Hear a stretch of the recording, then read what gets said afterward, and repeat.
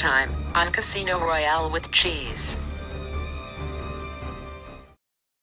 For anybody that's not familiar with the franchise, I actually went through and I've done my own little version of like a recap of what the movies are about. Oh, okay. So that's kind of nice. Yeah. The recap that I came up with, I did it in song form. Oh, you wrote a song? I wrote a song, indeed. Oh, shit. It's like 15 verses. And it's to the... Are you going to perform it? I am. Oh, it's God, to the tune of the Ballad of Jed Clampett, if you've ever seen the Beverly Hillbillies. So yeah. It's pretty awesome, and I think I should win a Grammy, but it'll probably be Pharrell again. But Well, if you could got him to put the beat to your track. That is true. He would have come up with something better than the Beverly Hillbillies. You guys should have done a collab.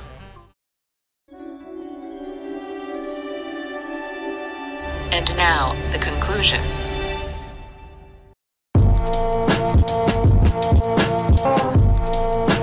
Houston, we have a problem. I have a really bad feeling about this.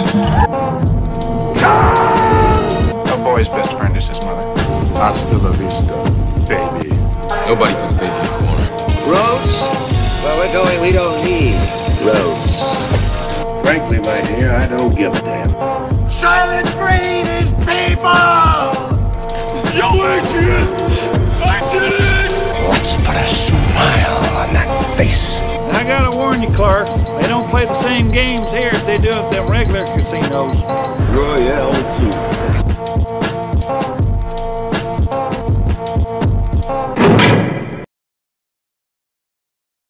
I've never lost a fight. Except to a crippled old man just now.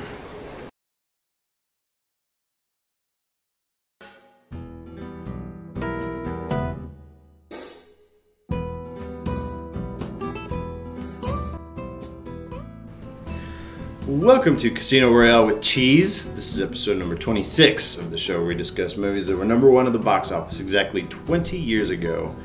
My name is Shane. With me today, I'm joined by the man who you don't want to ask how he lost those other two fingers. This is Three-Fingered Mike. What's up, dude? Not much, buddy. How are you? I wonder how he did lose those two fingers. I don't know. I was wondering, he had that cool apparatus thing, though, on the... I was like, that's kind of neat looking. I don't know if it worked, but... No, it was just appendages. Just for show? Yeah. Yeah, that makes sense. Anyways. How's it going? I'm doing pretty well. I spent the last couple days at home alone. Yeah? Which is always a little refreshing. Always awesome, yeah. Yeah. You know, you can just watch whatever you want, do whatever you want. But I'm a little bummed because that gave me the freedom to watch the women's Wimbledon championship today. Oh, yeah? Serena lost. I don't keep up with it at all. So. Well, this is her fourth tournament back since giving birth. Oh, yeah. So, like, it's a big deal. Mm-hmm. She's the greatest of all time, you know, so. Didn't she win while she was pregnant? I think she might have been, like, just got pregnant. Oh, wow. Like, she was just started, or she just found out she was pregnant, you know, right before the tournament or something like that. Still pretty good. Yeah, she's a I'm not gonna lie, yeah. She's a complete badass. Like, she's a pretty good athlete. Yeah. Well, that's good, man. I'm glad you've had time to charge them batteries. What's up with you? Nothing. Just same old, brother.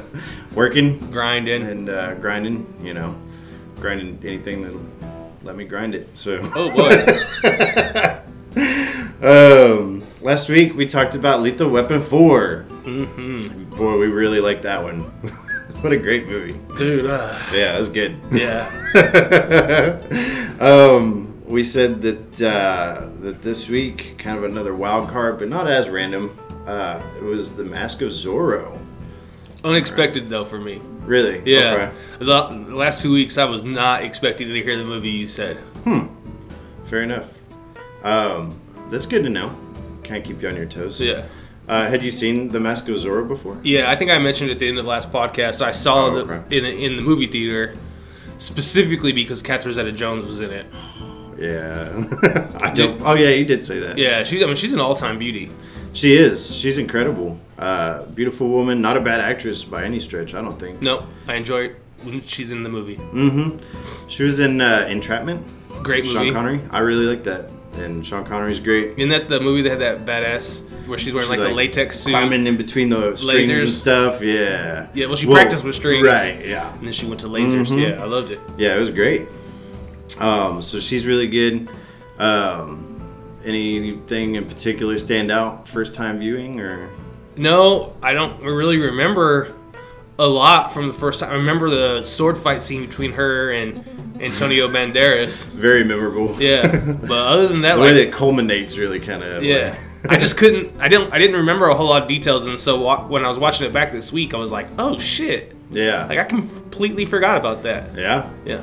That was gonna be one of my intros about like the man who would stop a fight to forcefully kiss Catherine Zeta-Jones or something like that. Yeah. Because there's a little bit of I was watching it, like a little #MeToo type stuff going on maybe, but yeah, to a certain degree. We'll talk about it when we get to that point. We will. So this is funny because kid from high school. I didn't know jack shit about Zorro. I knew that there were a bunch of old black and white movies. And my dad, on occasion, would reference Zorro the Gay Blade, which came out in like 1981, and I'd never seen it. I don't know anything about it. It was called the Gay Blade? Yeah, Zorro the Gay Blade.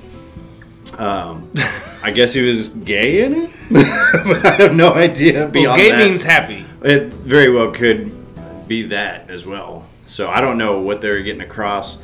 I would assume it's some kind of parody, but I don't even know that. Oh, like an Austin Powers or something. What was the one? Damn it! Like play on Lethal Weapon. Loaded Weapon. Yeah, Loaded Weapons. Yeah, like a Loaded Weapon maybe. Could be. Yeah. Those were real popular in the 90s. They were. Yeah, all those parodies. Even back in the 70s, because they did like Airplane and they did, Hot Shots was the first one anyway. It was Takeoff of like Top Gun, and then the second one was like a parody of Rambo, stuff like that. Yeah. Even Mafia, which I actually really like that movie. All that stuff was rampant back then. Yeah, so it's possible that maybe it was a spoof film. It could be. We should check it out. Yeah, we might have to not watch it for this. No, this dude, I had seen the previews for it and. In the 90s, like swashbuckling type movies were not big box office draws at all, And so I watched it and there's dude riding a horse and sword fighting and I was like, might be alright, whatever. But I didn't really pay that much attention to it. Same dude that I watched Jurassic Park with and all of the Lost in Space, all that stuff. He rolled up one day at school and he was like, man, I watched that Zorro movie. It was awesome. And I was like, really? And so I'll rent it, check it out, and sure enough, I really enjoyed it back then. I thought it was decent. It had a good plot but some awesome action to it. So that was my take on it, I guess. Right on. This is of course starring, as we mentioned, Antonio Banderas. There's another buddy of mine that really hates him for some reason, but I think he's alright, I mean, he's good in some movies. Right, he's kind of stuck to a certain type of role, typically, because he has such like a thick accent and stuff like that, I think. But it also has Anthony Hopkins. Which was surprising. You would, if it's calling for an older, or like an aging Mexican dude, or maybe Spaniard, Anthony Hopkins would not be my go-to. No. No. Of course, this is the second time we've seen him after Silence of the Lambs. Right. Yeah. I mean, I'm a huge fan. Oh, yeah. Yeah, he's great. Just wouldn't expect to see him in Zorro. No, not at all.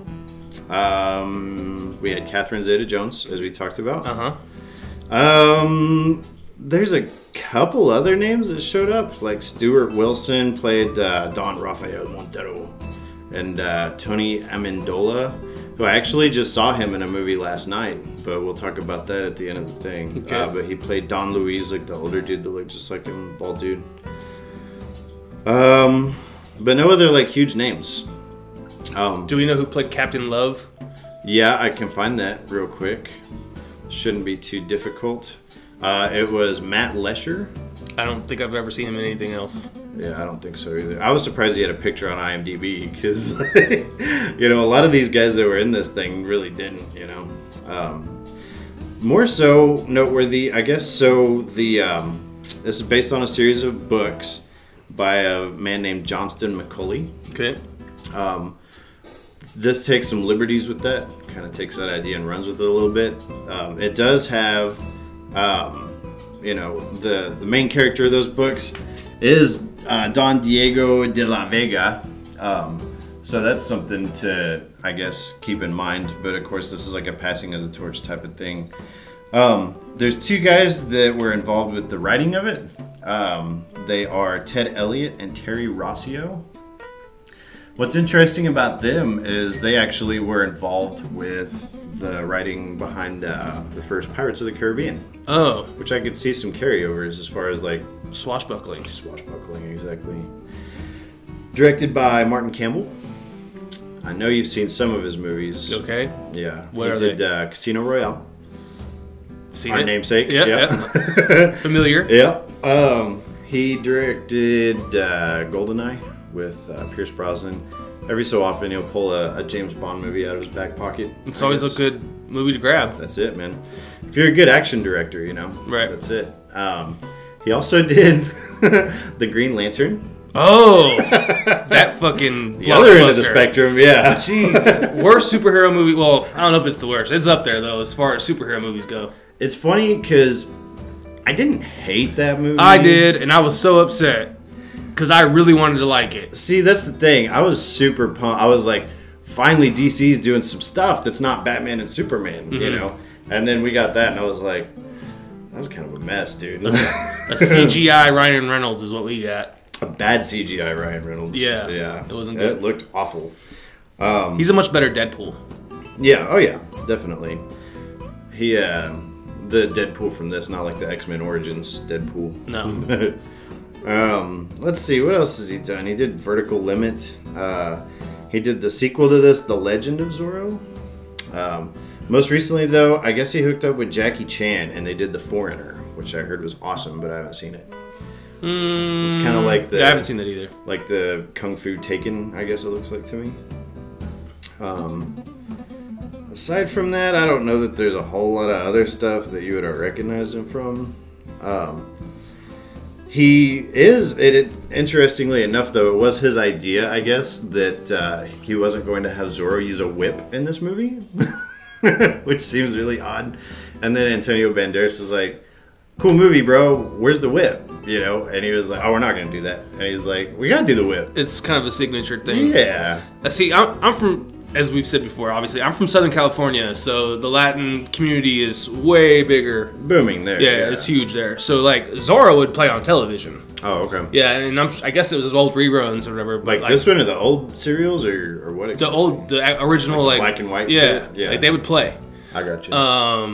And, like, it was a cool dude with a sword, a cape, a whip, a mask. Like, for a kid... Yeah. I was like, it's black and white. This is kind of weird, but this is cool. Super cool, yeah. A lot of action, Not a lot of people standing around talking. No. And I mean, I used to walk around the house with, like, whatever I could use to replicate a sword and would, like, do the Z thing all the fucking time. Yeah? Yeah. Like, all the time. Right. Like, it was anytime I got anything in my hand, like, until I was in my teens, probably. Right. Like, anything I got something in my hand that was kind of like a Z, especially if it whipped a little bit. Like, kind of. Right. Kind of a, what are those kind of swords called? That. They do the the sparring with? Oh, yeah, I know what you're foil. Talking about. Oh, is that what it is? They're called a foil. Anything that kind of had that foil effect. A little bit of a wobble to it. Yeah. Yeah. I hit it up every time. Mm-hmm. So and I wasn't by no means like an expert of Zorro. Right. I couldn't name all the characters and all that stuff, but he was cool as fuck. Right. That's pretty legit. I didn't know anything about... I'd never seen Zorro anything, which is, I think, kind of interesting. I feel like this movie, if it's serving as a continuation of, like, the previous Zorro stuff, which I guess you could make the argument that it kind of loosely is, I feel, though, that we actually could have gotten more out of it if they had made, like, just an Anthony Hopkins Zorro before this. But I don't think that was really what they were trying to do either. No, so Antonio Banderas was what they wanted. Right. Yeah. And so, but they needed a reason that, he was going to do the thing, And so they got to get the older guy to pass the torch and all that stuff. Yeah. But I could see very well, though, if they had made an Anthony Hopkins movie that, like, led right into this. Oh, well, now I got this dude that I'm like vested in, because we only really get a good 10 minutes or so of Anthony Hopkins being Zorro before that shit gets cut off. Well, let's get the stuff going, because that's at the beginning of the movie, and that's true. I want to talk about the movie. Okay, real quick, one thing I find interesting, another bit of trivia, is apparently, according to IMDb, legendary sword trainer Bob Anderson, who trained Errol Flynn, so sword fighting legend, at least on film, remarked that Antonio Banderas was the most gifted swordsman he had worked with since Flynn. Banderas also trained with the Spanish Olympic team for 4 months, so that's kind of cool. Pretty sick. Yeah. And also, I think it's interesting because they kind of see in this movie that Spain is like the aggressor, and Antonio Banderas, he's not Mexican, he's Spanish. Right. So, but simple irony there. Let's do some numbers. Okay. All right. First off, this was made on a budget of 95 million United States dollars. Not bad. I find it interesting. That's way less than what Lethal Weapon 4 was. And there's a whole lot more. Well, no, they didn't drive through a building in this movie. They didn't, but they had to do all the like old school like 1820, 1840s like decor, the sets. All that stuff. Yeah, like I'm wondering how many of those sets existed like from Wild West. Like just on a back lot somewhere. Yeah, it could be. And then a lot of it takes place in a desert. It does. So yeah, there's a lot of stuff where as long as we don't like catch an airplane flying by, then we're good, pretty much. All right.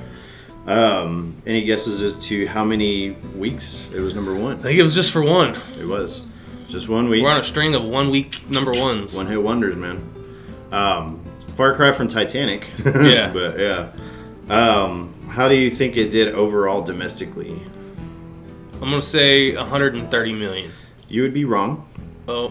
It made back just shy of its production budget, so 94,095,523.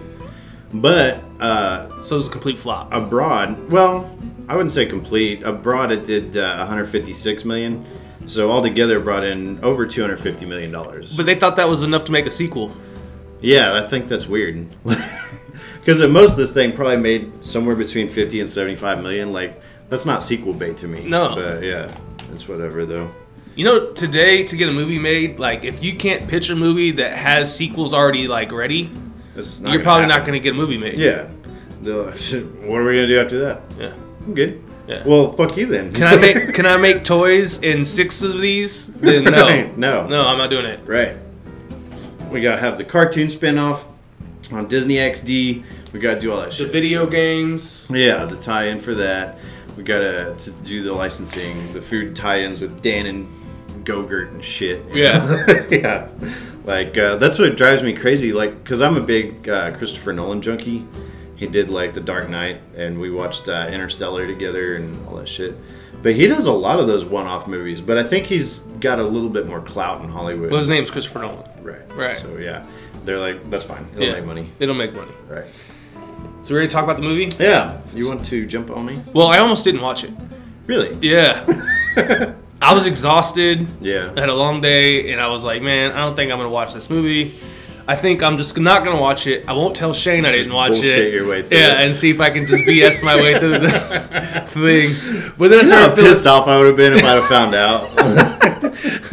What if you wouldn't have found out, though? It would have been like the greatest, like the crime of the century. And I was like, I felt bad because it basically would have been an hour and a half of you talking. Me talking to myself. And I'm going, That's what happened.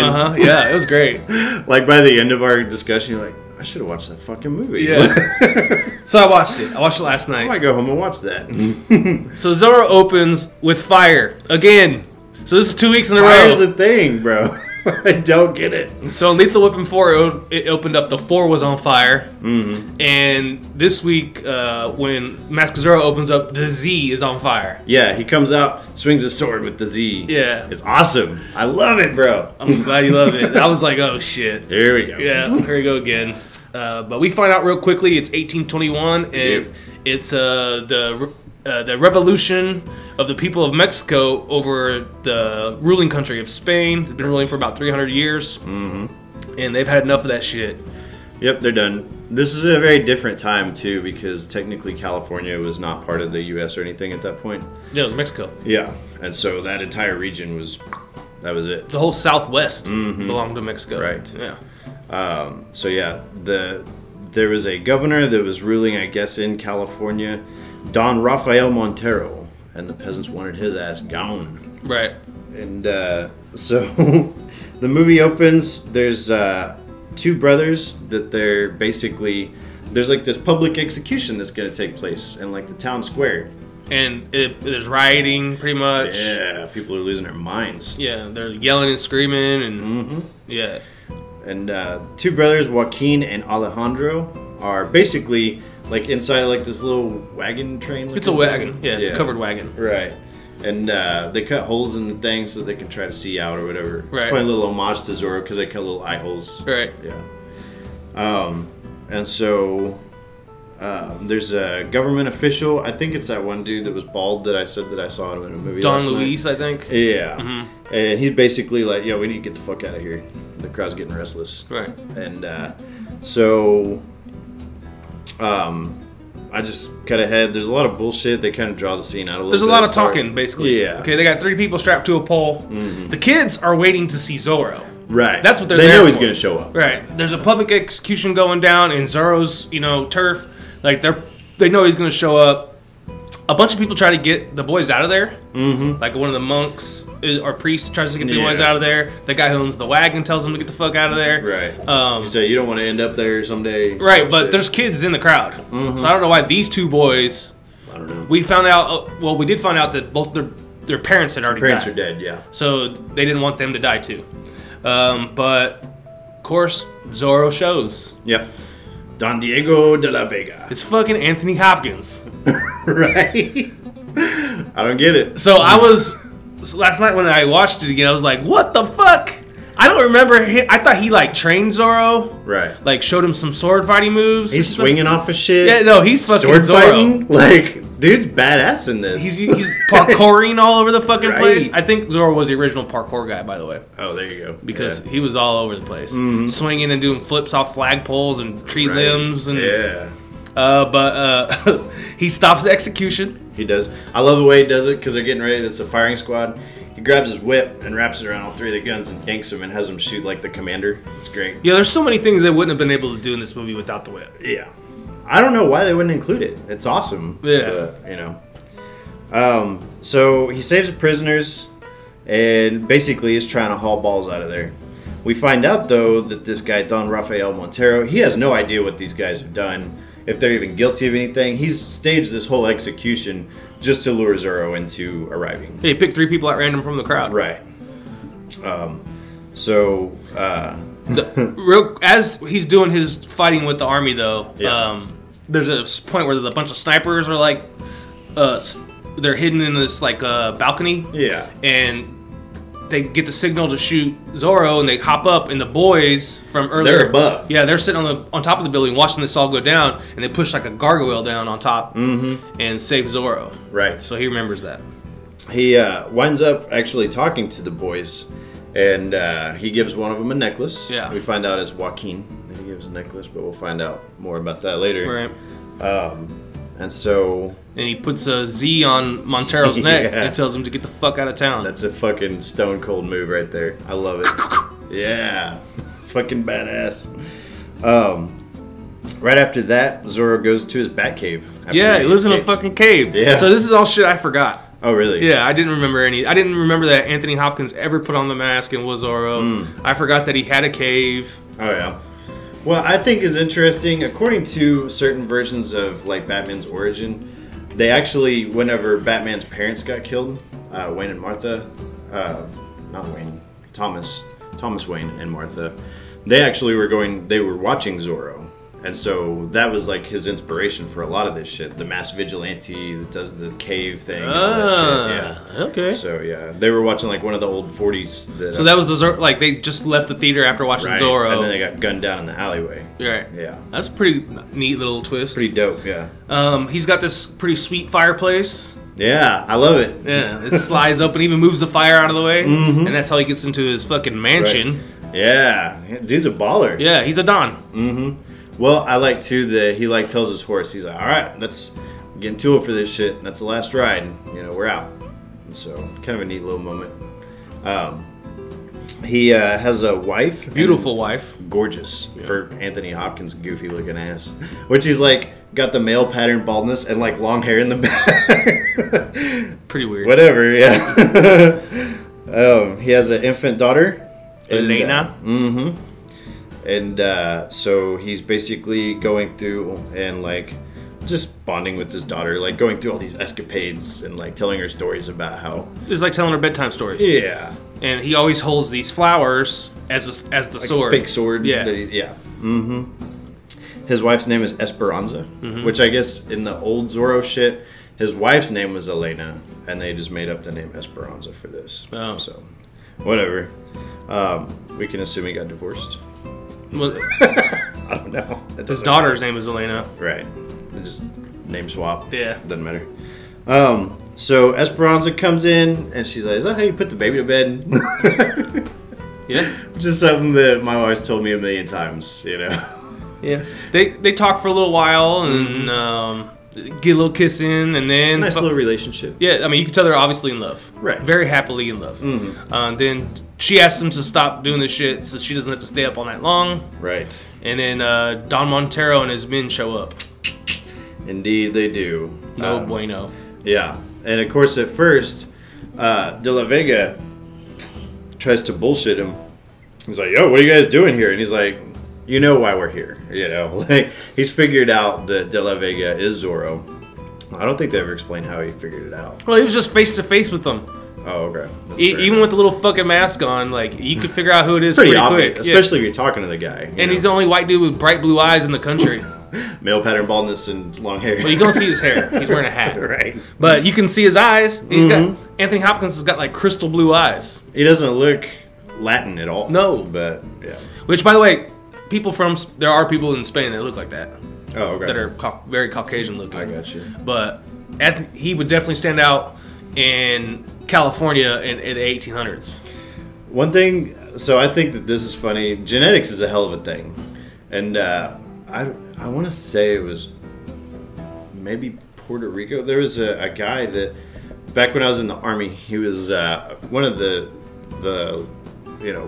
bottom. He was brand new NCO, and he was Hispanic, I assume, some type of Central American, but he had red hair, and I think he said it was Puerto Rican but I was like, is that like pretty common? He's yeah, like a lot of people have red hair. You know, it's like that in Mexico too. Is it? Yeah. Really? I was just thinking dark hair, but that's just me. I mean, that's the most common. Right. Just like, us gingers are rare here too. I guess. You're seeing more and more of them, but whatever. But you're not. Gingers are getting busy. But anyway, it doesn't matter. So there's a bit of a fight that breaks out. Yeah, sword fight. Lots of these. Lots of them. I love them. I actually do like the sword fights. They are so well choreographed and well directed, and I think that a lot of action stuff nowadays looks like the characters are like dancing, but not here though. It looks like these guys are genuinely trying to fuck each other up, I think. I like the sword fights. Yeah. I will say that throughout the movie, it's kind of one of the highlights for me. There's a lot of sword fights. There are. So if you're not down with sword fighting, yeah, if you don't like that, it's going to get pretty boring you're for not you. going to like this movie. But it was one of the highlights for me. And I'm not even like a huge fan of sword fighting, but I'm watching it just like, this is kind of awesome. I forgot how cool it was in movies. Yeah, it really was. And it's like I was saying, back in the 90s, that wasn't a big thing. And so you really didn't even think about it, you know? Well, I feel like this is an opportunity for me right now. Like, when I was watching the movie, I kind of wanted to hate it. Oh, okay. I kind of wanted to hate it because there's like some fight scenes that come up later that look really campy. Kind of stupid. And some of the jokes they throw in there don't really land that well for me. I think a lot of the jokes land, dude. But then I realized that they didn't make this movie to be a 1998 movie. They actually made this movie to be an homage to that style of movie. Yes. So then I realized, like, oh shit, okay, this is really good. Kind of cheesy, kind of, yeah. They did a good job with it. Some of the wonky looking. It's just an old movie with a big budget. It's an action movie meant for a family to watch. I agree. Right. So after that, I realized, and then I kind of was able to sit back and just kind of enjoy having a good time all of a sudden. Yeah, I got you. At one point, one of Montero's men is about to shoot De La Vega, and Esperanza throws herself in the way of the bullet. and bites it. Yeah, heartbreak. Not only for De La Vega, but also for Montero, because we found out in a little bit of dialogue before the fight scene broke out that Montero was in love with her as well. And he was so they've kind of had this built-in rivalry already, right? Because of Esperanza. So when she gets shot, he immediately kills the guy who shot her. Right. Montero does. Walks up, just stabs this dude right in the fucking chest. Right. And then it looks like he's gonna let Diego go for a second. Yeah, but then we hear Elena start crying, so he knocks him out, and Diego, his name is Diego De La Vega. So you're gonna hear different variations. We might just call him Anthony Hopkins. Yeah. So Diego though wakes up in like a prison cart. Yeah. And his paddy wagon. Yeah, and his estate is being burned to the ground. We don't know what's happening with the baby until Montero steps out of the flames, right, holding her. He tells Anthony Hopkins, we'll just say Diego. We'll say Diego. Go Diego, go. Yeah. He winds up telling him he's keeping the kid, and he wants Anthony Hopkins to live with the loss that he's just experienced, and he's sending his ass to prison. Right. Yeah. Cold-blooded. Pretty messed up. Yeah. Which it kind of strikes something a little different with me having a kid now. I think that the father-daughter stuff in this actually lands. I think it works all right. Well, it rings real true. Yeah, it does. It's actually kind of great.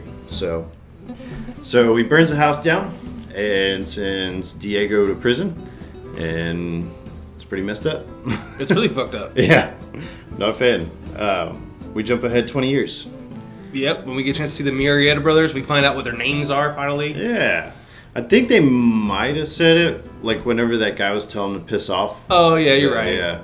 But they, at that point, we didn't really know that they were significant in any way. Right. So, yeah, they're Joaquin and Alejandro. Alejandro being, what's his face? Antonio Banderas. Yeah. That's him. Puss in Boots. Puss in Boots, yeah.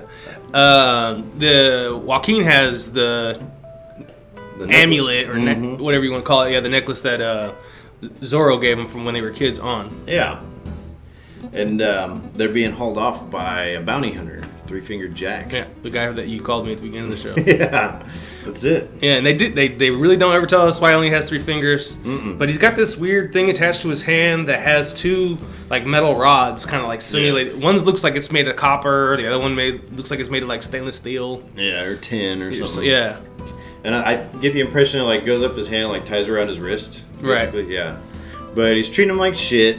He like doesn't give him anything to drink, and basically you get the impression that they're really screwed. You know. It looks like they've been captured by like some bounty hunter or something. Right. Yeah. So they go to. He takes them to an army post. I think that's what it is. Yeah, and then well, it's some type of outpost. I don't know if it's police or army or what it is, but there's some kind of military or law enforcement agency there. It looks like a farmhouse, but there's all these guys running around there. So. And there's wanted posters up of the Murrieta brothers. Right. Apparently they're like art thieves, and they're just thieves, I guess. I think they stole a bunch of shit. Right.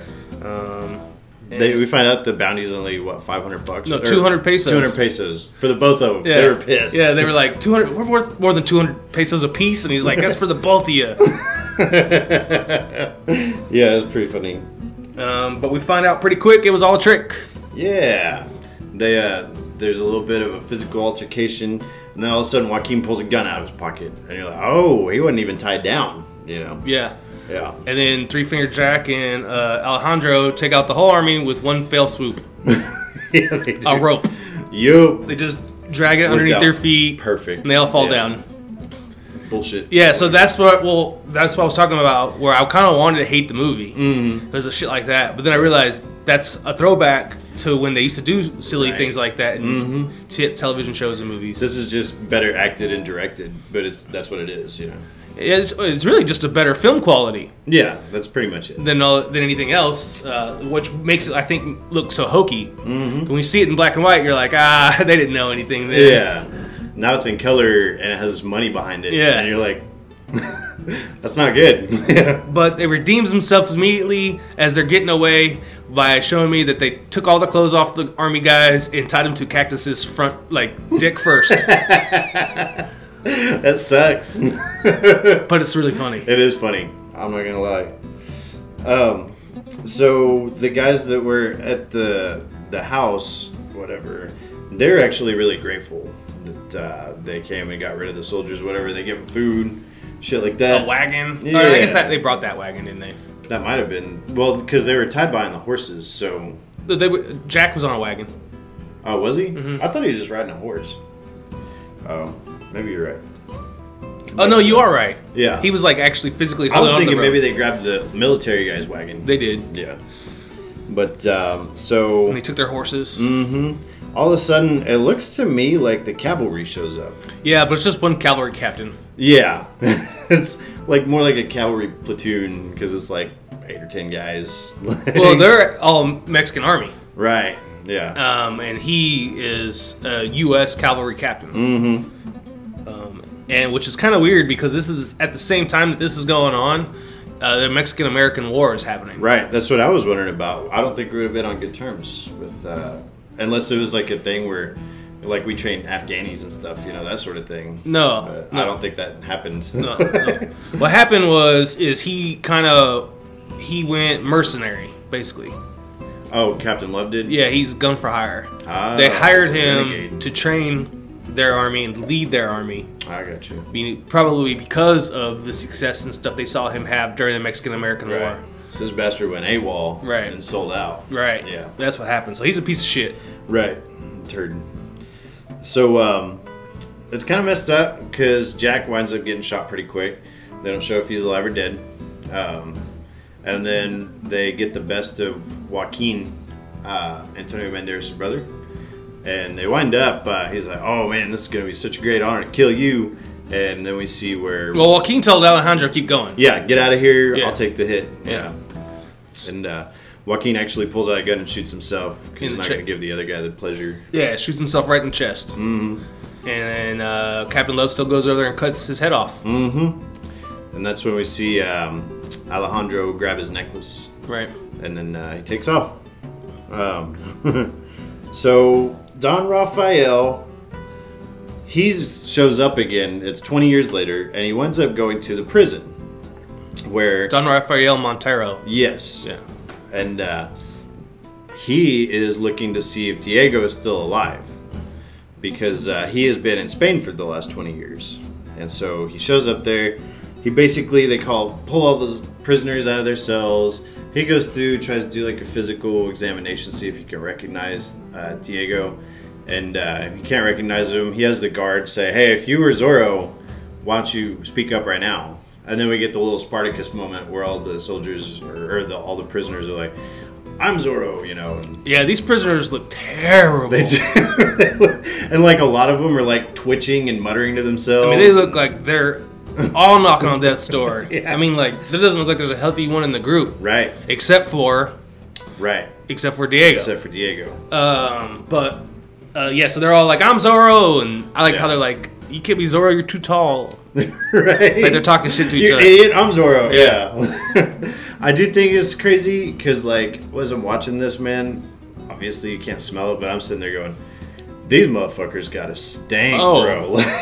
Just some foul smelling. Well, and Montero keeps like, oh my god, he's like one will like breathe on him. He's like, you know. He's holding a handkerchief over his face and stuff. Just yeah, disgusting. I'm sure it's terrible. Right. At first, he actually walks by Diego, and he's like, stops for a second, and then he's like, no, it's not him, because Diego's wearing like this thing around his head, make it look like he's missing an eye, you know. Right.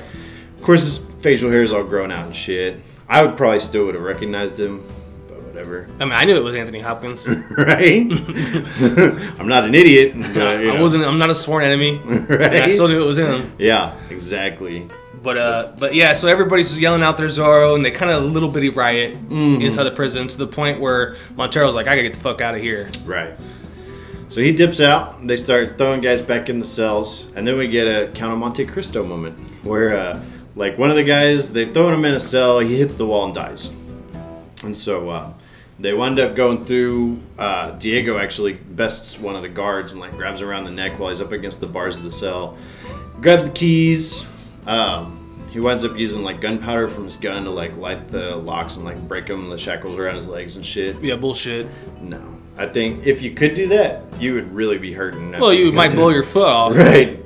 But no, it just blew up the internal mechanism of this ankle cuff. Just the right amount. Yeah. And he's able to get free from the shackles. It's pretty cool because he immediately replaces the guy who just died. He lays in that place. Yeah. And he puts the dead guy in his cell. Mm-hmm. Yep. So the guards unknowingly carry him out and bury him. Right.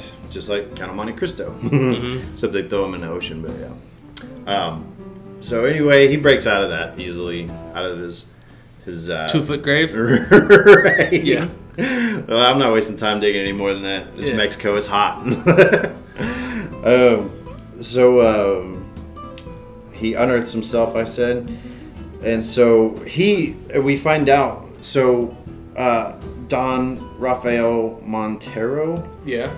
He has actually come back to Mexico as a civilian, and he is essentially saying that he wants to liberate Mexico, or this part, at least the California area, so that it can be its own self-governing entity at that point. Throws all the other Dons under the bus. Yeah. I know you're not happy to see me. I know they're just paying you to be here. He's like, who stands up for you people? And they're like, Zorro does. He's like, he's been gone for 20 years. Right, he don't give a fuck about you. Yeah.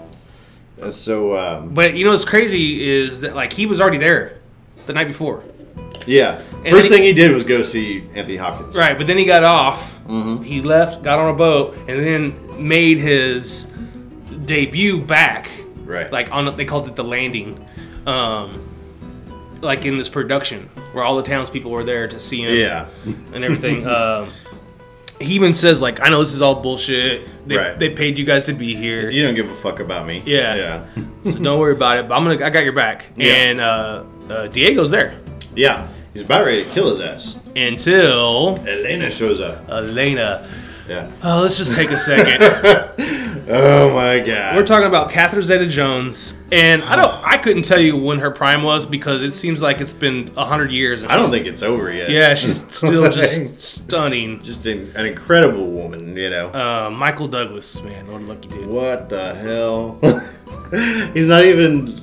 He's got game, bro. Super. I guess so. He must be brimming with confidence. But. And apparently he performs a lot of cunnilingus. Oh, there you go. That's why he said he got throat cancer for. He said he contracted HPV and they gave him throat cancer. Oh, God. He blamed it on cunnilingus. I'm not making it up. And if I was married, I remember him saying that. If I was married to Catherine Zeta-Jones, I'd be there too. All right, HPV. Yeah, come on. Get ready. Yep. Oh, man. Actually, we wouldn't have to be married. To what? For me to be willing to do that. Oh, yeah. No. Yeah. Anytime she wanted. Knock on my door right now. Yeah. My wife's taking a nap. That doesn't matter. Come on. I'm sorry, baby. Catherine Zeta-Jones showed up. I'm going to give you HPV later, babe. That's too funny right there. But anyway, back to what's important. Right. Catherine Zeta-Jones, unbelievable. She is a knockout. And like we said earlier, a pretty good actress too. Yeah. Oh, yeah. So it's the double combo. Yeah, she's no slouch. Because actresses in Hollywood that are just hot, they'll get a movie, and then you won't see them again for a while. Well, like Jessica Biel, incredible looking. I don't think she's that great of an actress, and her career is what, you know. Katherine Heigl was that girl. They try to make her a star, but I guess she's really difficult too. Yeah, I don't think Katherine Heigl is necessarily a bad actress, but I heard that she is really difficult to get along with. But Margot Robbie, for example. Oh, yeah. You saw her on fucking Wolf on Wall Street for the first time. Yeah. World Class Dime Piece. Right. And she just keeps getting casted in other movies because she's so good. Well, Scarlett Johansson is another good example. Oh, right. Yeah. Beautiful, good actress, and there's no limit to the work, you know, for her. Yeah. You can make that argument with Jennifer Lawrence, you know, because she gets a lot of work. Oh, yeah, for sure. For sure. So it's one of those things. There maybe is a double standard because I could see it seems like there's that hot dudes that can act get a lot more opportunities than maybe hot women that can act. Well, a lot of their roles aren't as complicated. That's true too. It's really easy for me to be Thor. Yeah, that's true too. Well, like I was thinking, for example, and I think that his acting chops have increased was Channing Tatum. Like back in like G.I. Joe and shit, I was like, who's this meathead, you know? But he's fucking hot. That's what he is. That's it, exactly. And if he can carry a freaking, machine gun, then he can do G.I. Joe. But he's actually shown that he's got some abilities too in recent years. Did you ever watch that Foxcatcher? Yeah, Foxcatcher. Incredible in that movie. Fantastic movie. Everybody stepped up their game in that though. Yeah. Steve Carell was amazing. Great. Mark Ruffalo. Incredible. Okay, we're getting sidetracked. Back to Zorro. So yes, Elena is there. Yep. Diego knows that's his Elena. Right. And he decides to not kill Montero right there. Right. There is kind of a subplot and it comes up here and I think a little bit later on, but people always comment about how Elena looks just like her mom. And so that does factor in a little bit later on. Oh, it does, big time. Yeah.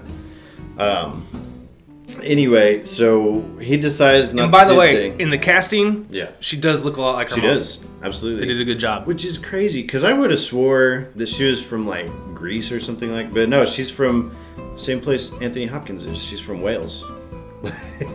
But she, in my opinion, looks way more like Latin than he does, so. Oh, yeah, she does look. Yeah. She totally passes to me as a Mexican, but in this. I mean, yeah. But her accent's pretty convincing, too, so. It is what it is. Well, I'm pretty sure she's biracial. You think so? Yeah. Her name is Zeta Jones. Well, that's true too. See, I think Zeta, maybe that's where I'm thinking of, like the Greek thing. Maybe that's how it factors in. But I don't know. Anyways. It doesn't matter. We cut to where Alejandro is drinking his sorrows away in a bar. He has no money to spend, though. And so he decides he's going to give up his little amulet for a glass of whiskey. And that's when Anthony Hopkins shows up. He's like, "Where'd you get that?" Diego with his perfect timing. Yeah, he does. He was just at this thing with Don Montero, and now he's not. Now he's at the bar, just as his amulet is getting ready to get swapped for a glass of fucking whiskey. Right. So he sees a necklace. He asks him where he got that shit, and he's like, "Well, it's because Alejandro's willing to use it as money." And he's like, "You shouldn't be trading that for a glass of whiskey. That's stupid, So, I just said that. Oh, did you? Yeah, you repeat me all the time. Just listen to me when I'm talking, Shane. Do what? Just listen.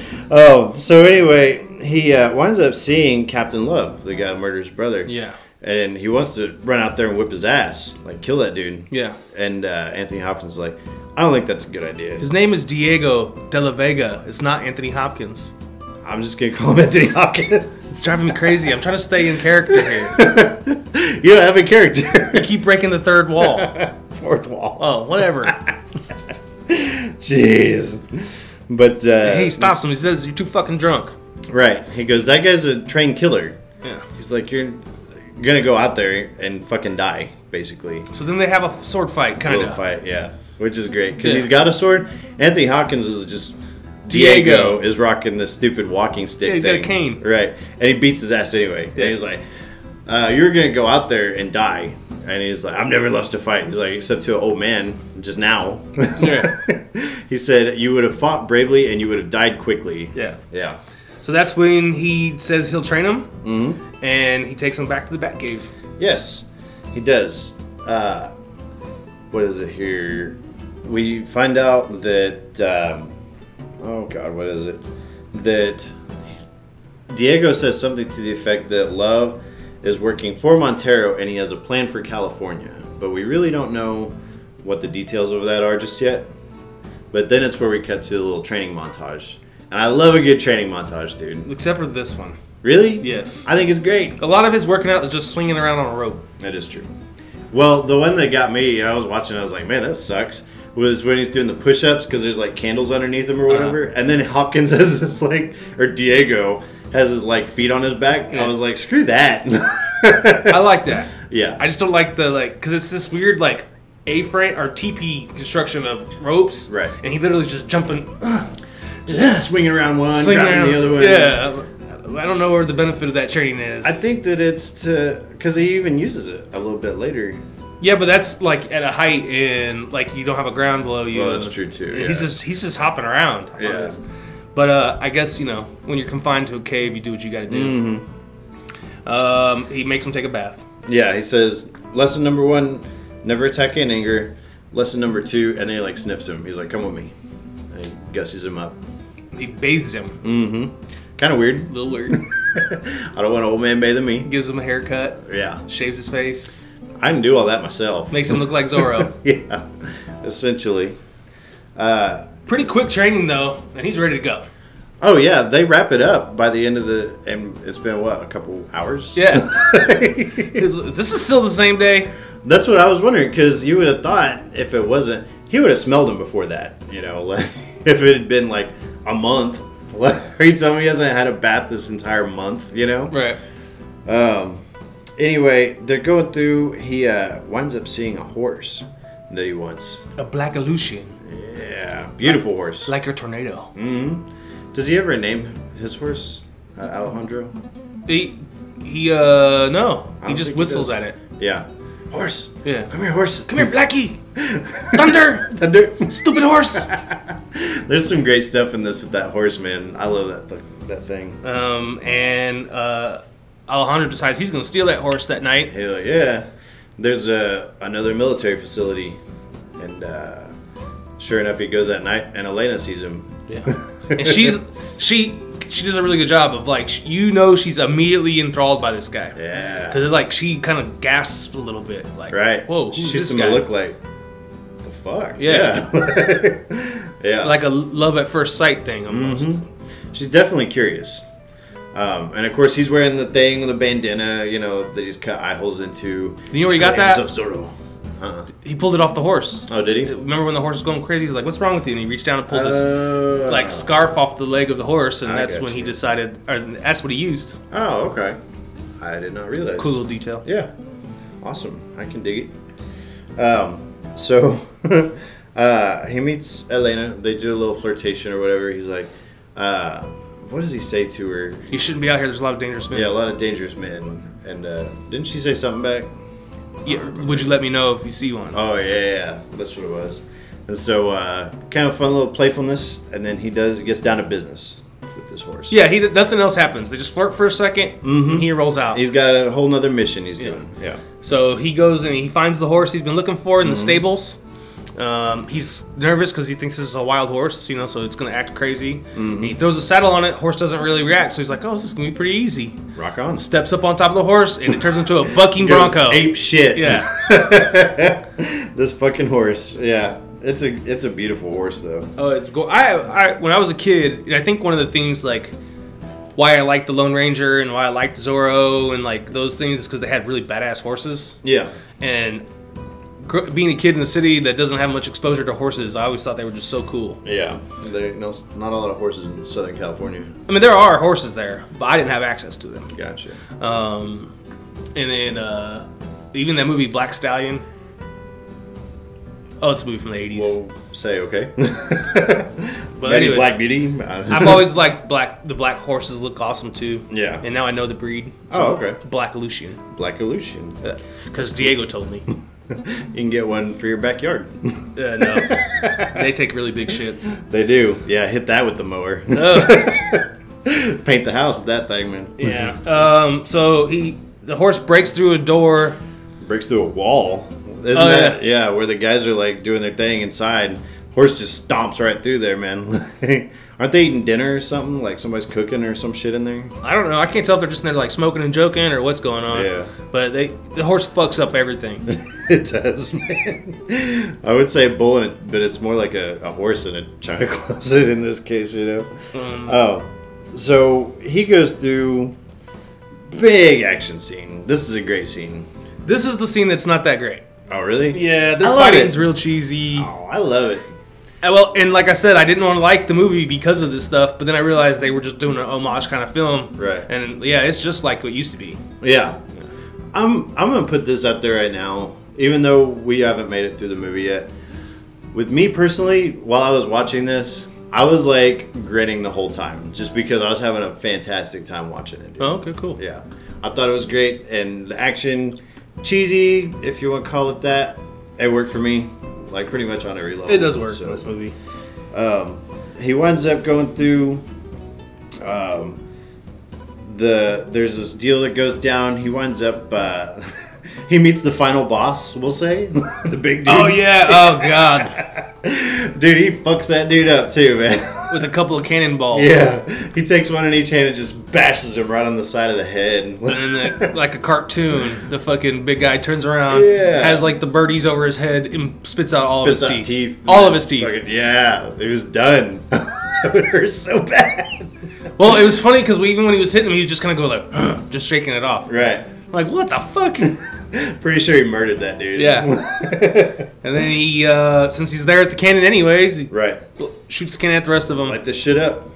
He grabs this barrel of gunpowder with him, and he's like running behind it. He's like, oh, I outsmarted them. Gunpowder's leaking and it's following him like the trail of fire is. He's like, oh shit, and then he like ducks out of the thing. Goes to the church. Well, the entire barracks explodes. Dude, huge explosion. One thing I appreciate about this is that nowadays that would be CGI, but back then, dude, they were really blowing shit up, you know? And so I thought it was great. He goes to the church and he talks to the priest. Of course, the priest thinks that this is like real-time Zorro here, you know, the old guy. And so he's like, oh, Zorro, you're back, you know? And he's like, dude, I'm in trouble. He's like, here, hide in here, it's okay. He throws him in the confessional. He says just like the old days. Yeah, just like the old days. So apparently he's hid Zorro for years. Yeah. Kind of makes me want to watch some of that old Zorro shit, but I probably won't, so. And who's in the confessional booth with them? Elena! And she says that she wants to confess that, there's a funny dialogue here. She said that she broke the 4th commandment, and he was like, you killed someone? Because she thinks it's the priest, you know? And she's like, no, I had impure thoughts. He's like, oh yeah, okay, you know, whatever. What kind of impure thoughts? Right. And she says that she had lustful thoughts about a man. She didn't know who he was or really what he looked like because he was wearing a mask. But she said that she had disrespected her father by having these impure thoughts. And he's because he had a mask on, he knows it was him. Right, of course. So he's like, hell yeah. Right, yeah. And he says something about I disrespected my father, and she says that, and he said something back to her, and I didn't catch what it was, but it sounded like it was going to be funny, but I didn't feel like rewinding it. So I don't remember exactly what it was, but I do know he's like, what if your father's a dick or something like that? I know he eventually got to, you didn't do anything wrong, follow your heart. Yeah, the real sin is to not, you know, do what you want or whatever. Captain Love. Yeah. The captain arrives at the church.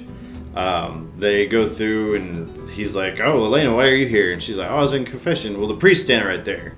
And he's like, well, who are you confessing to? And so he's like, wait a minute. He winds up shooting the confessional. Of course, Alejandro's not there. He's, you know, jettisoned out of this. He escaped from the confessional. And that's where you get to see the horse, where he's calling the horse all these silly names. This is such a great scene, man. And he goes to jump off. He finally gets the horse's attention by whistling. Yeah. And the horse comes over, and he's like, oh, I knew you were going to be a good horse. And he jumps off the roof, and the horse walks out of the way. He's going to hop on his back, and the horse steps forward right there. He just hits the ground. It's so funny. Oh, man. And then he does the classic Zorro mount. Yeah. So that rear, like, hand hops on his ass. The vault that he does up there, that's like Zorro's move. Mm-hmm. That's how he gets on his horse every time. Right. No, you know that, like, I'm telling you from the old shows and stuff. Right. Good. Yeah. Gotcha. Yeah, I think I've seen old footage of that shit. Yeah.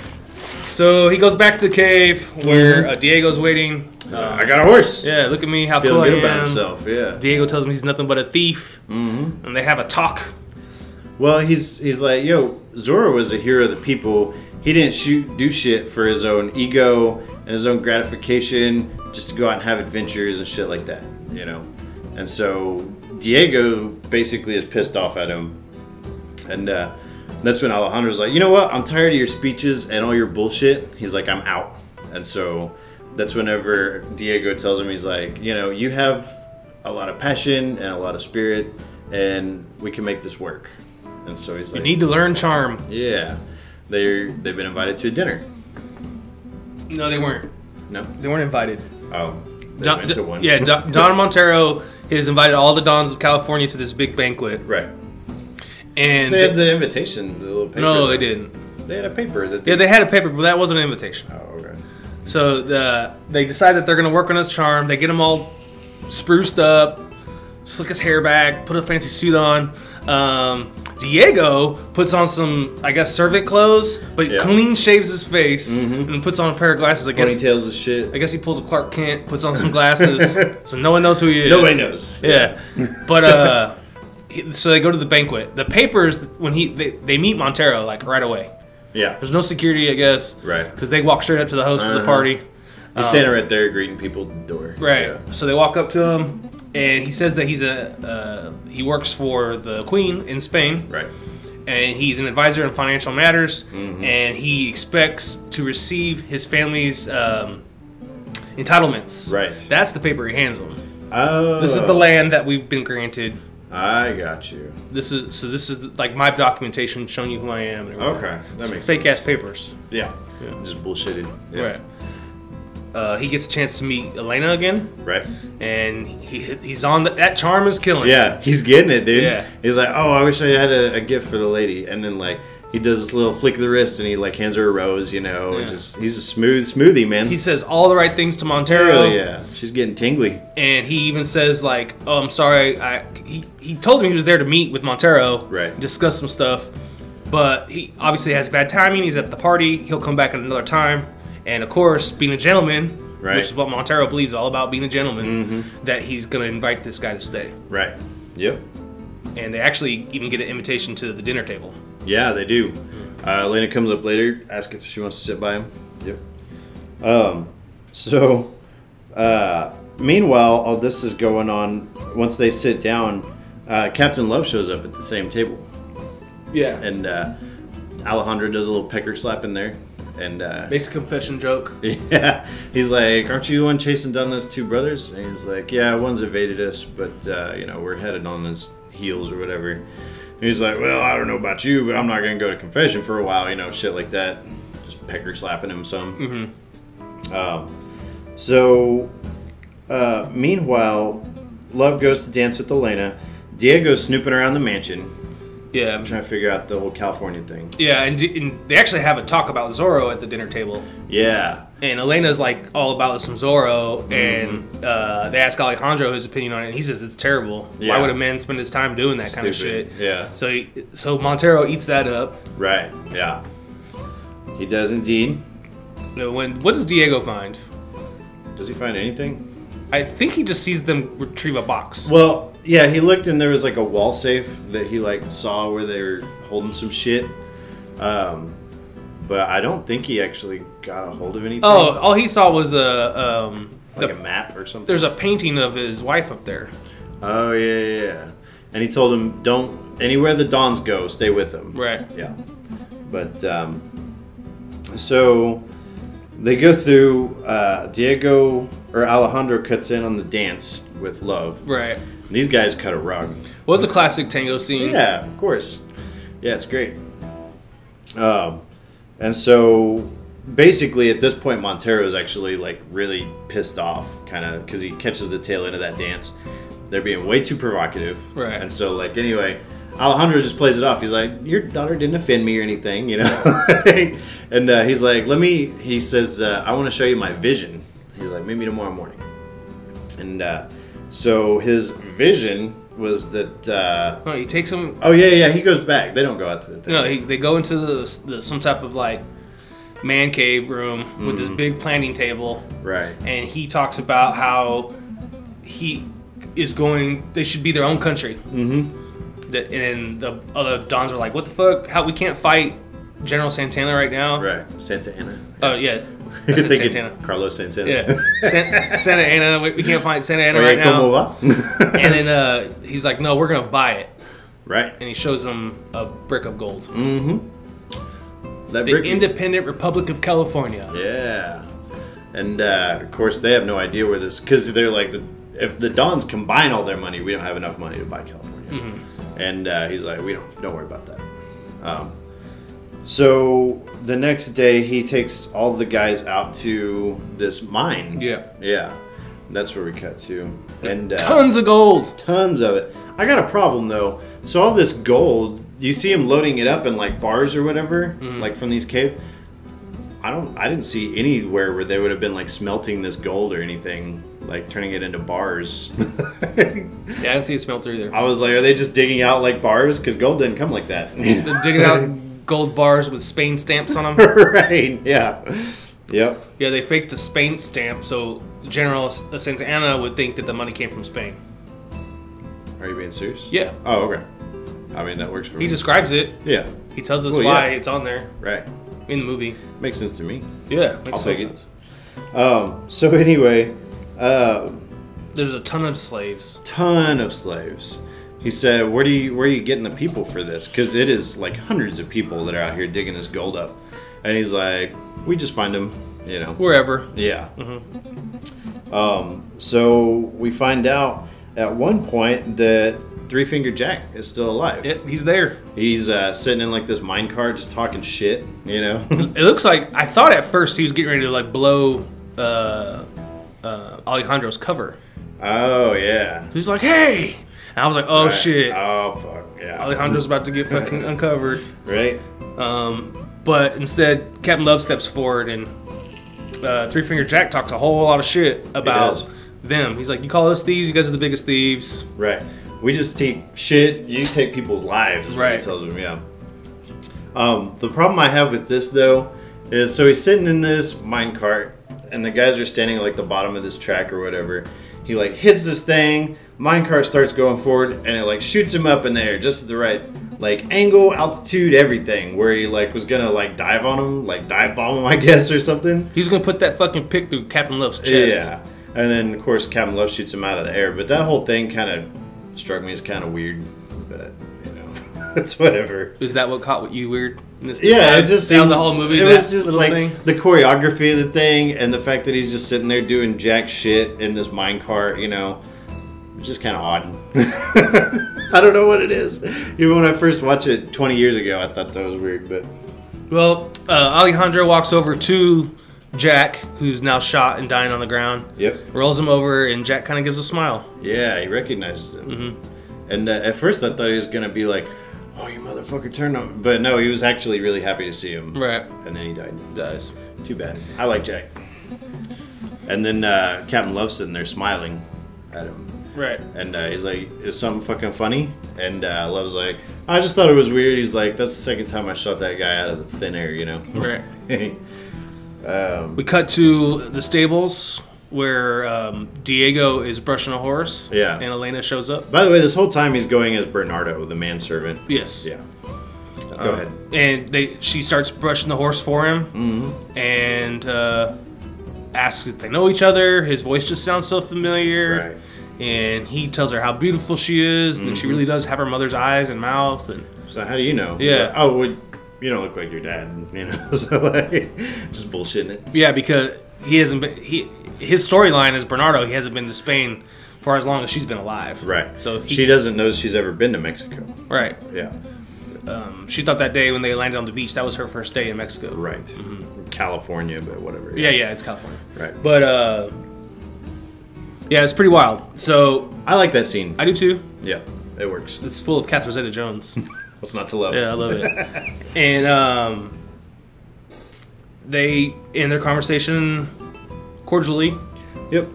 She's like, well, you know, I don't even remember what she says, but they go on their separate ways. And she says like, goodbye, oh, have you're a nice old day. Man. Yeah. See you later. Yep. And so, well, I am way behind. No, I'm not. Okay. So I thought we'd skipped ahead through some notes. Meanwhile, what has happened is Captain Love has told Alejandro that he would like to meet him alone in the office. Yeah, by himself. And so this is a fucked up scene, man. It's really weird. Yeah, he goes there. He's like, "Hey, you want something to drink?" And like he pulls out this head of his brother's with like formaldehyde and shit in there, you know. And he's like, "Who's that head belong to?" You know, Alejandro's trying to play it off. No, he's like, "Would you care?" Oh yeah. Yeah. He does say like, "Whose head is that?" And he's like, "Oh, would you like something different?" Right. And pulls out Jack's hand. Oh yeah. And so now he's basically like, "I know who the fuck you are." Right. Yeah.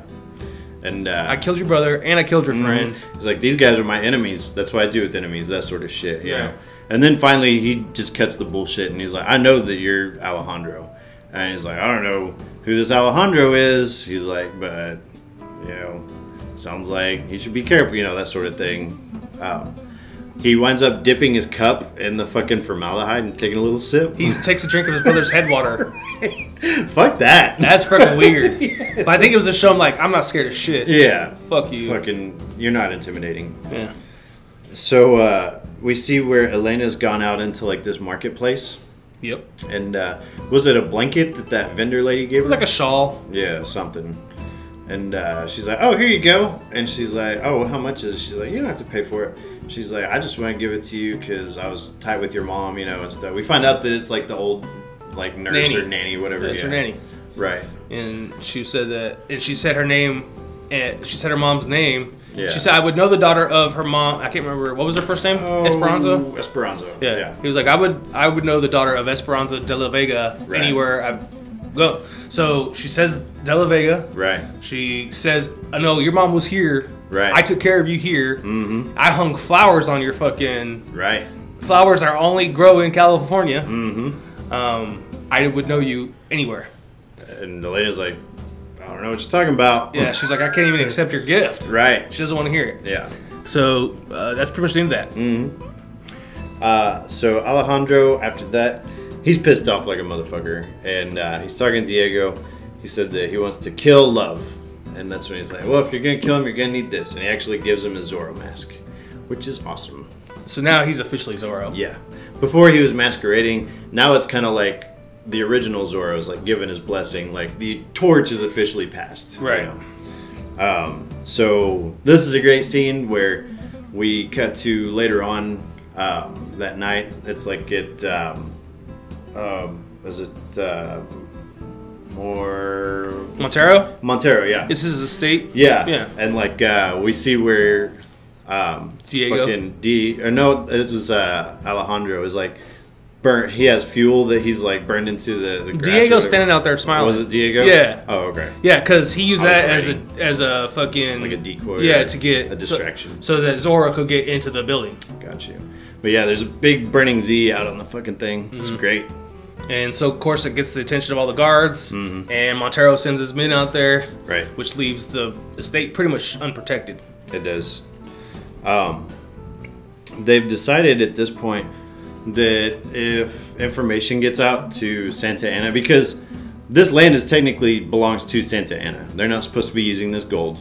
Anything they find, they're supposed to give it back to Santa Ana. Yeah, they said that they would be butchered if Santa Ana found out that they were using his gold. Right.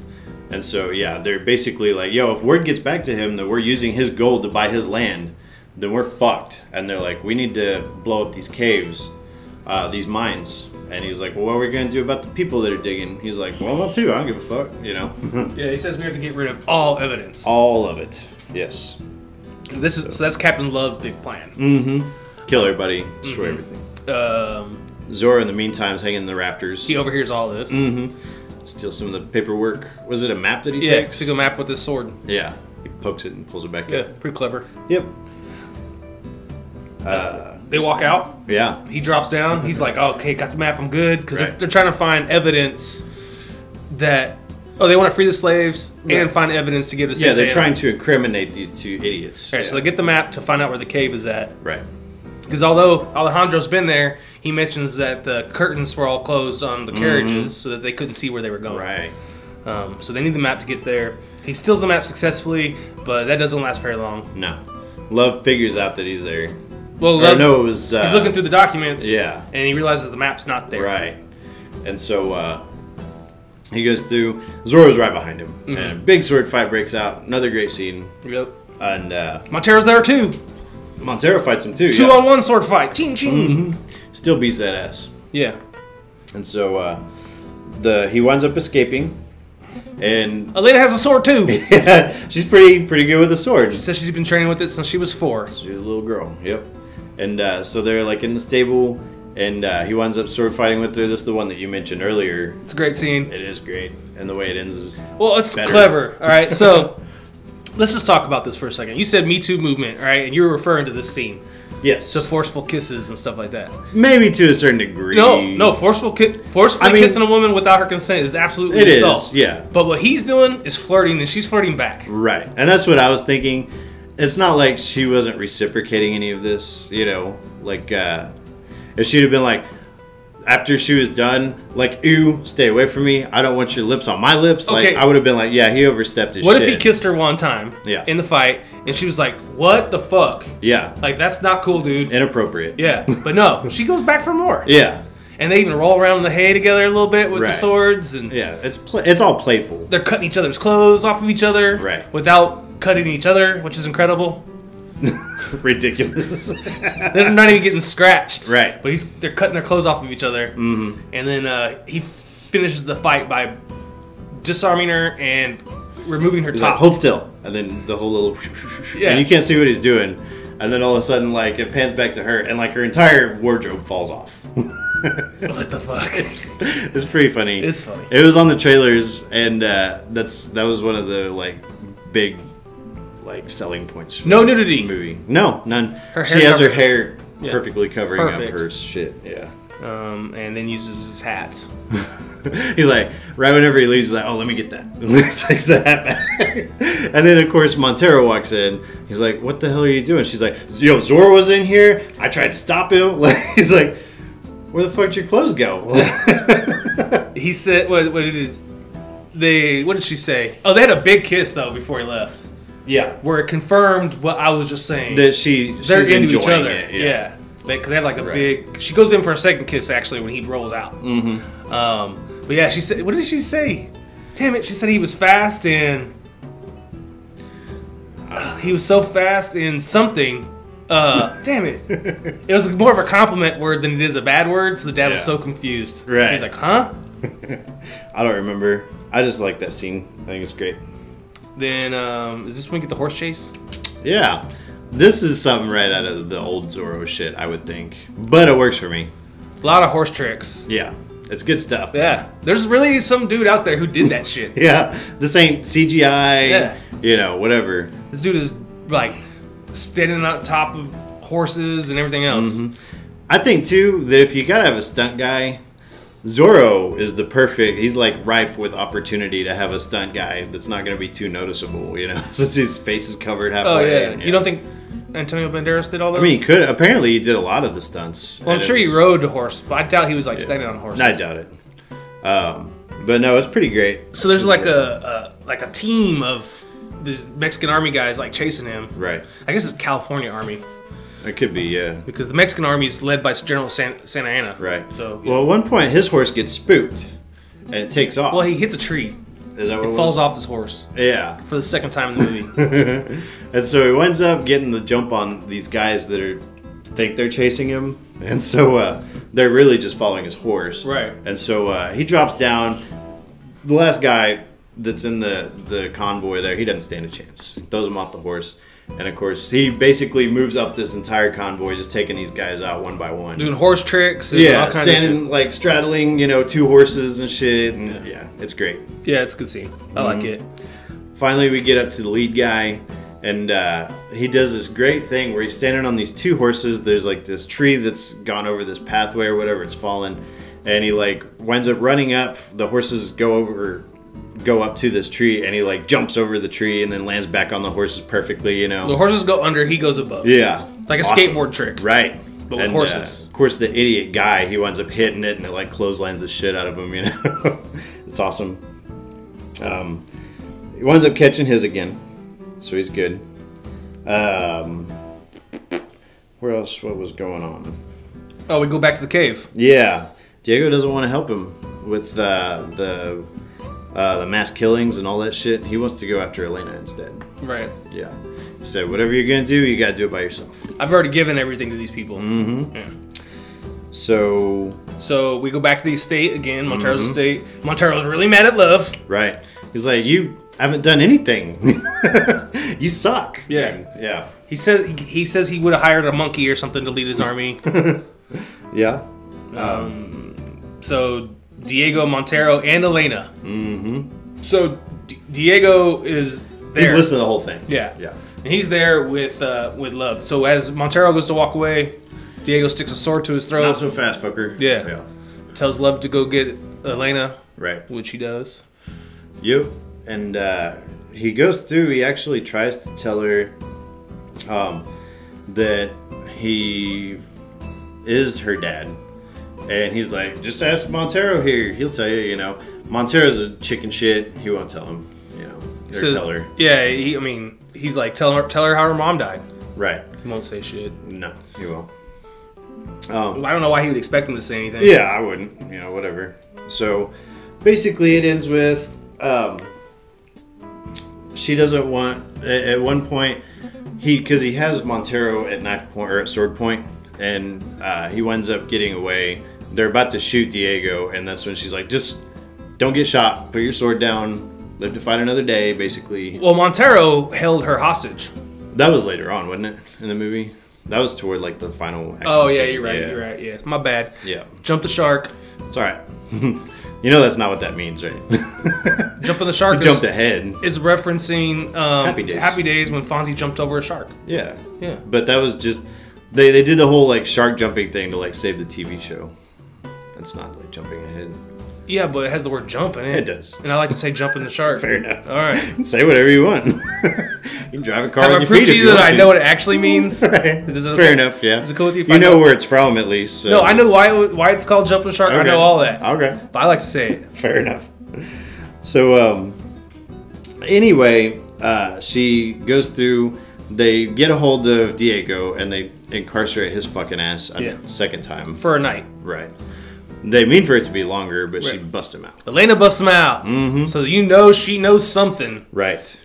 And at one point, because during the whole thing, he winds up saying what his name is, and she recognized the name De La Vega, and she was like, "Hey, whenever I was, you know, a baby, yeah, what would did you hang above any, my crib?" Yeah, yeah. You told her the flowers, right? And so she knows everything now, pretty much. Yeah, and they even hinted at the very beginning of the movie, the first time she has one of these flowers in her hands, she's like, "It smells so familiar," and they're like, "These only grow here. You would have never smelled it." Yeah, I didn't even think of that, but yeah. Yeah. Anyway, so what is it? Oh, I wrote down pulling straight gold bars out of the mountain. Zorro arrives at the mine the next day, and basically they've got all the gold they're gonna get. They start locking motherfuckers up in that cave. They lock them in like these big wooden cages. Yeah, they do, and that's whenever shit turd Love winds up going ahead and lighting that thing up. Big ass fuse, headed that way to blow shit up, and then they wind up. He winds up cutting the fuse. Oh, that's what it was. Zorro winds up. There's like one last load of gold that they're gonna get, and that's whenever Alejandro sticks like a chair or something in the gears. Sticks a ladder. Yeah, that's what it was. And in the water wheel. So it's not gonna work. Yeah, and then he's like, "All right, I'm cutting the fuse. They're gonna go figure this gold thing out," you know. Well, they start shooting at Zorro up there. Yeah. So that's when Love's like, "Fuck." Yeah. Zorro's back. Do this by hand. Yeah. Yeah. So. Diego's there too. Yeah, Diego shows up and he wants to kick Montero's ass, and Alejandro winds up sparring with Love. Yep.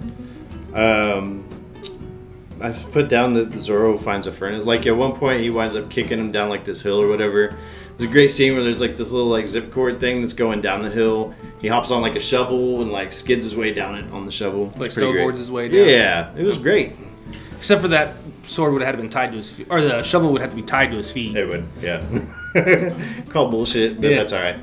Yeah, so he snowboards down on the shovel down to where Love is, and there's this big fight around, and they get into a furnace room. Love like cranks up the pressure, and it explodes, but Alejandro jumps out the window just in time. Mm-hmm. Basically, they fight for it's a lot of levels of fighting.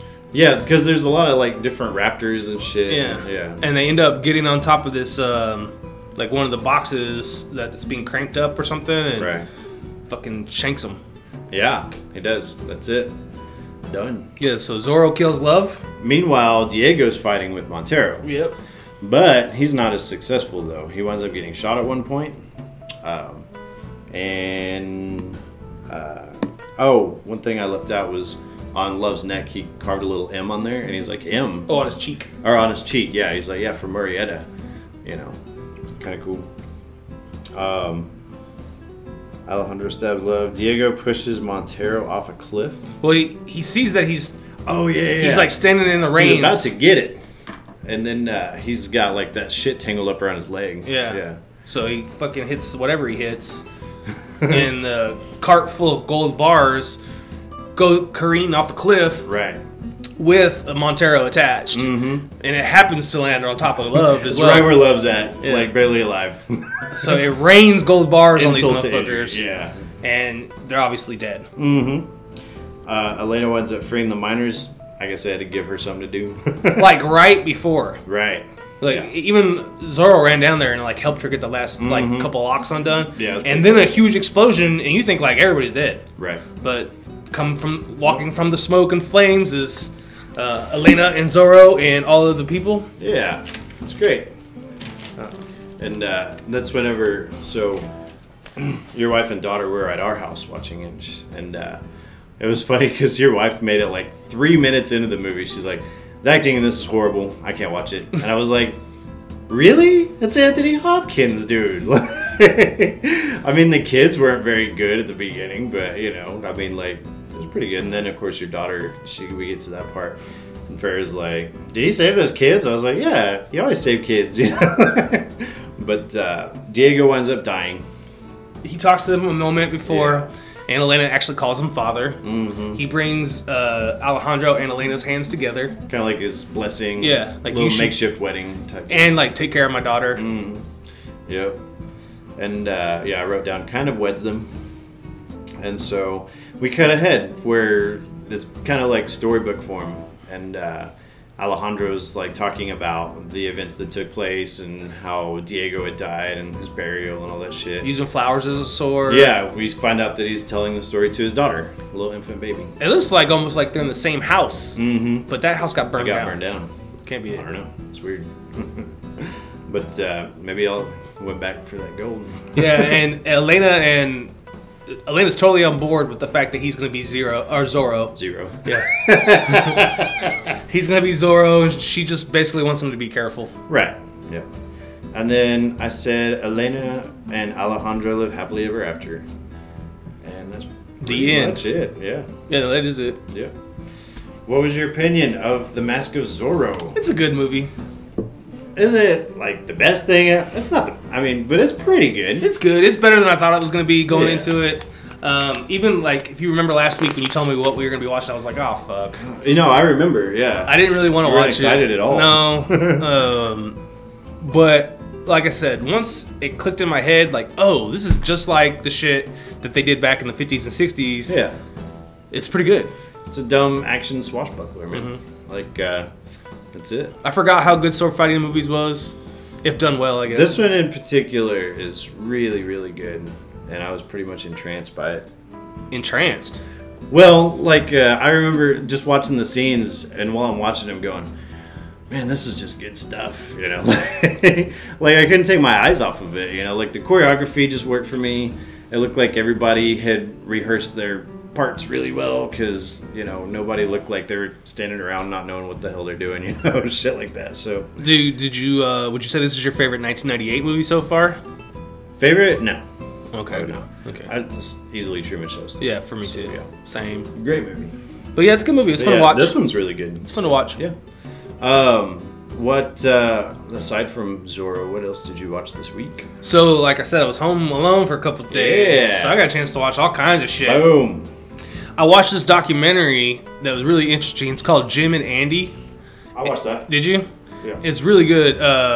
Like the Man on the Moon thing? Yeah, Jim Carrey. They talk about Jim Carrey and the making of Man on the Moon. Yeah. I'm a fan of Man on the Moon, but I always felt like it was really strange watching the movie. It is. Because it's almost like Jim Carrey was possessed. Yeah. He claims he was. And, well, you're telling my story. Oh, go ahead. Yeah. That's what he said. in the documentary. So, you know, he basically said like he felt like he was pretty much possessed, and a lot of stuff he was doing was out of control. Right. It's also interesting how he talked a little bit about his other movies and like where he was and in his life. it mirrors perfectly the movies he was doing. Like when he was in Truman Show, he was really famous. Right. And it was kind of in like this bubble world where everybody around him was fake and stuff. I gotcha. So that was pretty neat. Yep. So then that made me watch The Mask. Oh, okay. And because like Mask and The Mask of Zorro, because everything I was searching on to watch Mask of Zorro, The Mask was coming up first. Right. So I was like, I'm gonna watch The Mask. I haven't watched this shit in forever. Hell yeah. It's really good. I like that movie. Cameron Diaz at her best. See, that was a time when, and there seems to be this weird idea that you have to be like super skinny to be attractive, but later on she got like super skinny, but I felt like here, like, you know, she wasn't like anorexic looking, you know, and she so had like, curves. yeah, she was, you know, I thought that made her that much more voluptuous, if you will. So I watched that. It's a good movie. Jerry Seinfeld came out with a new season of Comedians in Cars Getting Coffee, so I watched some of those. Still haven't watched it. I watched a documentary about the fittest people on Earth. It's CrossFit Games, basically, is what it was. But these people are hardcore, though. I wouldn't watch it. I don't care that much. Well, it'll make you feel real bad about yourself. Exactly. I tell people this all the time. I used to watch The Biggest Loser a lot. And so I'd sit there and like grab like, you know, frozen pizza or something like that and like a bag of chips. And I'd watch it and be like, man, that sucks. Hate to be doing that right now. But what else? Anything? I mean, that's about it. Yeah. See, my take on Jim and Andy was kind of because I thought it was interesting just watching a lot of the behind the scenes stuff because he like hired his own camera crew to like film him acting weird, you know. Right. But I kind of think that Jim Carrey might be insane. And to claim that he was possessed by the ghost of Andy Kaufman, I felt like he was kind of acting like a douchebag a lot. And so like, I just didn't buy a lot of it. And the fact that he would go up and pretend to be Andy Kaufman and like talk to his dad, you know, and shit like that, like he is Andy Kaufman. I was like, you're kind of being a douche. But dude, he had Andy Kaufman's family like in tears. Yeah, he did. That's how much they were like going along. Yeah, they were in it. Right, and then he would have like arguments between like himself as Andy Kaufman and like the guy that played his dad. Like his dad, or the guy that was playing Andy Kaufman's dad, was like channeling that shit too. And I was like, this is weird. Then you see like Giamatti's like, care for it. What the fuck? Right? Him and Danny DeVito. Danny DeVito's like, what the hell? I don't get it. Well, he did say though, this is exactly how Andy acted. Yeah, I believe it because I worked on Taxi and shit for a long time. Yeah, but I really like the movie Man on the Moon. I think it's good. It is good. The guy that directed it, Milos Forman, he did a bunch of stuff back in the day, like One Flew Over the Cuckoo's Nest, and he did Amadeus, which is a great movie. Not as good as the song. Amadeus, Amadeus. That's right. Amadeus, Amadeus. It's way better than that shit song. But let's see. This week, so I took a page out of your book, and I've been watching Big Brother. Oh yeah. Yeah, and I mean it's trash TV. Yeah. What do you like? What do you think about shit, trash, compelling reality TV? I mean it's interesting. I'll watch it just because I like watching like stupid people, and I like watching smart people that are like really conniving and stuff. But more so, I like stupid people making fun of them, like making a fool out of themselves, which is interesting. You watch Jersey Shore. I do watch that shit, and it's really funny.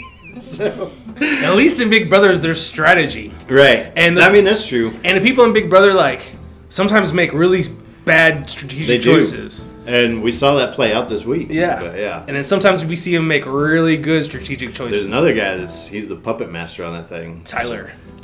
He's the man. Which is funny. I thought I was gonna hate that dude. Yeah. But he's super smart. Yeah. But let's see. Last night I wound up hanging out with Jared, and we watched the movie Blow. Oh, it's a great movie. Yeah, it's a great movie. I watched Fist Fight. Fist Fight. Oh, with Charlie Day. With Charlie Day and Ice Cube. Yeah.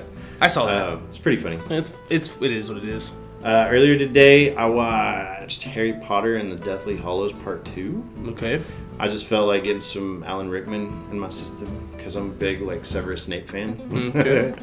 And then earlier this week, I'm gonna see what your opinion is on this, but I watched Vanilla Sky with Tom Cruise. I like that movie. I think that is a great movie, bro. Yeah. And I'm surprised I don't own it because I've seen it tons of times. Penelope Cruz's like big debut. Yeah. Mm-hmm. I think she had been in some stuff, but that was pretty big one for her. That was her like first big role. Right. Yeah. But you're opposite of Tom Cruise. right. You can't lose. Yeah. Right. Matter of fact, that's the movie that ruined Tom Cruise's marriage to Nicole Kidman. Oh, did it? Yeah, he got with 'Cause they Penelope were Cruz. banging it out. Yeah. Oh, I didn't realize that was what it was. They were together for years. I guess that makes sense. I guess that was kind of overshadowed though because he got with Dawson's Creek. That was later. Yeah, and so like that didn't seem like that big a deal because there was like that major controversy with Dawson's Creek, whatever her name was. I don't remember. Katie Holmes. Yeah, that's it.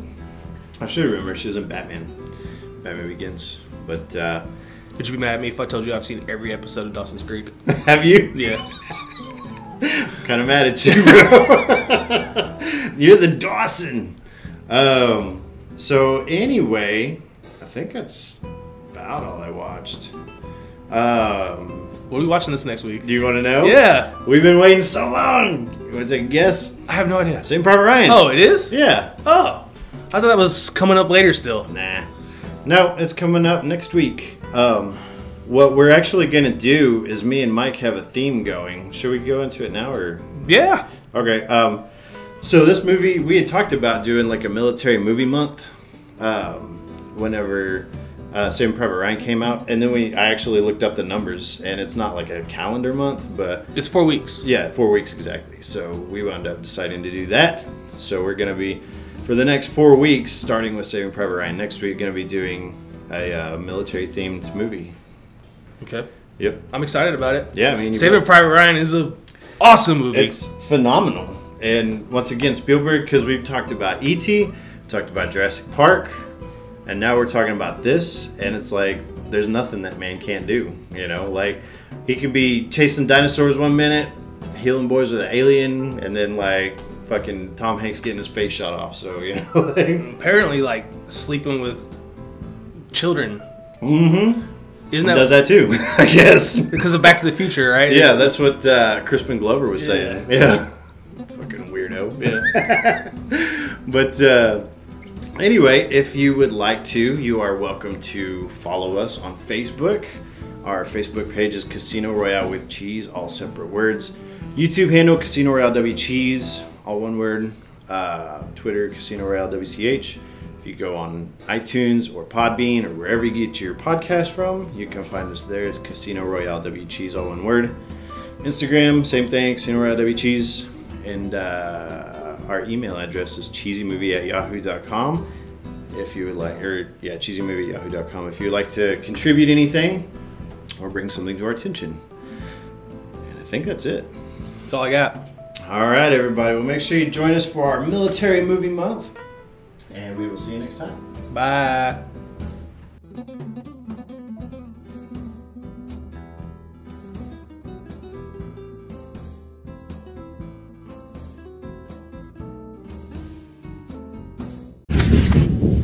I'll be back.